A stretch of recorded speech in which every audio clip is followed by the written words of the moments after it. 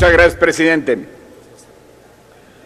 El concepto de IMEX, que es Industria Maquiladora y Manufacturera de Exportación, está basado en dos torales principios: el cero impuesto general de importación y el cero impuesto al valor agregado a las importaciones temporales. Todos ustedes saben que este segundo pilar de la industria exportadora del país fue eliminado el año pasado. ¿Pero por qué fue eliminado? Si las mercancías que importan estas empresas son precisamente para utilizarse como insumos a su productividad, a su actividad industrial o de servicio, para luego llevar a cabo una exportación de un producto terminado o semielaborado con esos insumos que se importaron temporalmente. Entonces, ¿cuál es el objeto de cobrar el impuesto al valor agregado de algo que se va a tener que regresar posteriormente? Obviamente que no es un propósito recaudatorio, por lo que, estando esta conceptualización inmersa en el concepto o en la ley de ingresos de la Federación, no hace ningún sentido de generación de ingresos.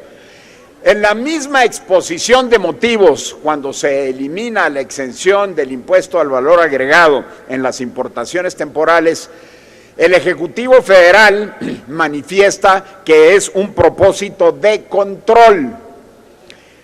Y regresemos al tema de la competitividad. ¿Cómo vamos a poner en riesgo uno de los principales pilares que hacen funcionar a las empresas que más divisas generan en el país por un prurito de control?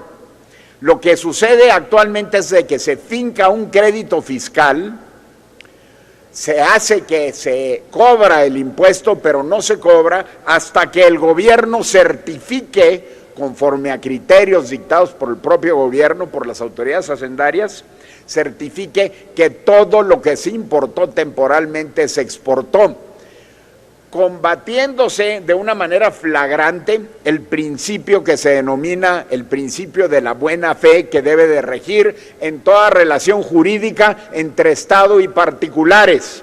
Desaparece este principio de la buena fe y por la mala fe implícita se les cobra el impuesto como si se hubiese importado definitivamente estos insumos, presumiéndose la mala fe, y el gobierno, haciendo una especie de dádiva y de concesión, certifica o no certifica que se llevó a cabo la exportación, y si no certifica que se llevó a cabo la exportación, entonces se le fija el impuesto al valor agregado en su integridad por el valor total de las mercancías importadas.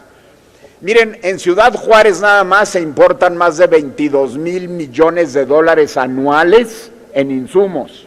Es una cantidad estratosférica de importaciones. Imagínense que esos 22,000 millones de pesos se le aplique la tasa del IVA, pues sacamos a las empresas exportadoras del país definitivamente. Lo que estamos proponiendo es una cosa muy sencilla: que mientras se modifique la ley del impuesto al valor agregado, se haga una revisión al artículo 16, fracción 13ª, en donde se otorgue un estímulo fiscal a las empresas que realicen importaciones temporales que no se hayan certificado.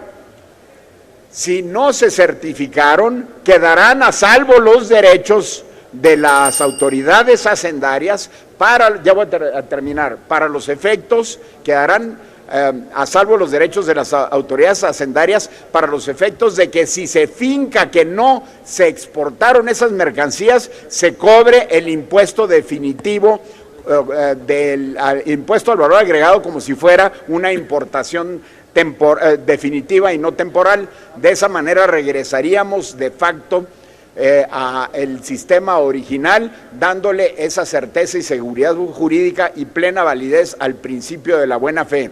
y regresando la competitividad de las empresas, porque para terminar, este impuesto no entra en vigor conforme un artículo transitorio hasta el 2015, pero en el 2015 en adelante tenemos este efecto negativo a la competitividad de las empresas más productivas del país. Es cuanto, señor presidente.